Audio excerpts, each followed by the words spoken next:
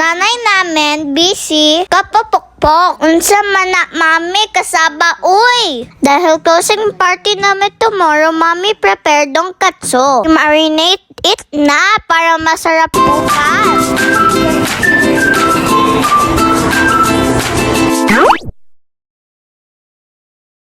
Annyeonghaseyo, hello guys! Welcome back to our vlog. I'm Ara. And I'm Yumi, and we are the co-sisters, students of Korean Pinay. Ayan, it's another day, it's another mini vlog na naman po kami. Today's the last day of exam at school namin. So today we will have closing party in school after the exams. And after, they will award who got the best house. Mine's Bulls and Yumi's Wolves.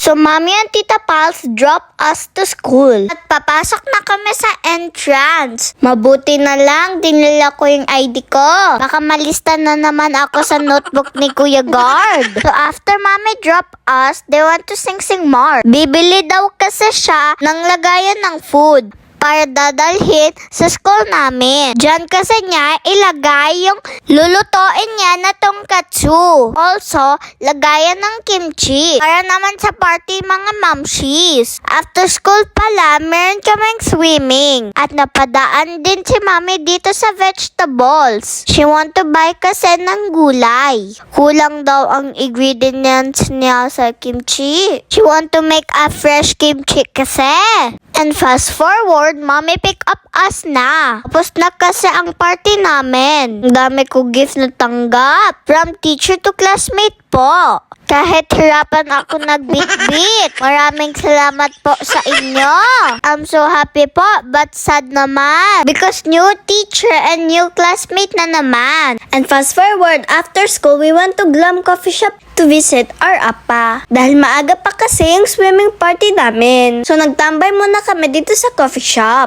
At sabay food taste na din ng drinks and foods. At sakto dumating yung party balloons ni Yumi na gagamitin sa 7th birthday party niya. Mabuti na lang mabait si Lord. At sumakto talaga yung pagdating ng mga balloons. Malapit na kasi yung birthday niya, 2 days na lang ang preparation. Kabado ang nanay namin. And Yumi tried to make her own shake. And Ate Hailey helped Yumi make her own shake. Gusto niya kasi matuto paano gumawa ng shake. Para siya na daw magtinda next time. Napakasipag talaga at nagwawalis na naman. Dami kasi kalat at abog ate. Sige pa jud ka mo lakaw-lakaw.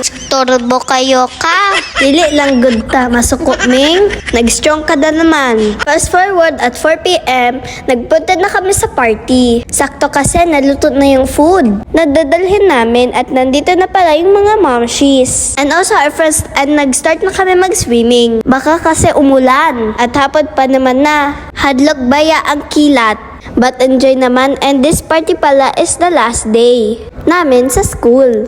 At mahabang bakasyon na naman. Matagal na naman kami hindi magkita-kita. Syempre, new teacher and new classmate na naman kami sa pasukan. And after dinner, nag-start na pala yung mga games ng mga mommies. Aba, sobrang saya naman nila. Game na game ng mga father at mommies. Puro hiyawan at tawanan. Jumping here, jumping there, jumping everywhere. Ko po, baka matumba kayo. Nako, lagot na yung mga tuhod yung mamshis. Pati kami, puro tawa sa mga mamis namin. Ay, Diyos ko po, mga palaban. Talaga kayo. Pati kami, nagutom sa pa-cheer up. Naghanap tuloy kami ng makakain. Halos siya, sobrang tuwa nila. At next naman, may pa-hotdog games na. Sobrang nakakatawa at nag-enjoy sila.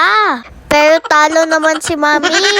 Better luck na lang next time sa bigas. Maura, salamat sa pagtanaw. Sa di po kung nakapag-follow, please follow the sister po. That's all guys. Thank you for watching. See you in our next vlog. Bye!